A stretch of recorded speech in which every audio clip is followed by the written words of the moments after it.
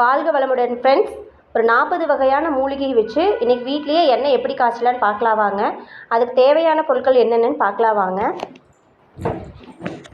First பார்த்திங்கன்னா வேப்பாளம்பட்டை, பவளமல்லியோட இலை, நெல்லிக்காய், மருதாணி, முடக்கந்தாங்கீரை, குப்பைமேனி இலை, யூக்கலிப்டஸ் இலை, அருகம்புல், வெந்தயம், கடுகு, எலுமிச்சம்பழம், வேப்ப இலை,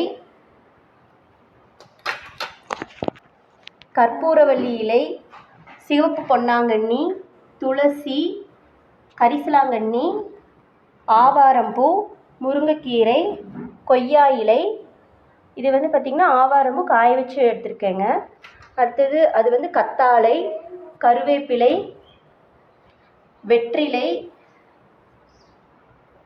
செம்பருத்தி இலை, செம்பருத்தி பூ. இதில் பார்த்திங்கன்னா கருஞ்சீரகம், பாதாம் பிசின், ஆளி விதை.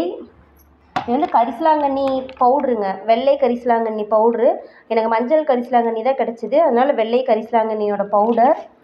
இது அவுரி பொடிங்க, அவுரி பொடி கடையில் வாங்கினது. இது ஜடாமன்சி.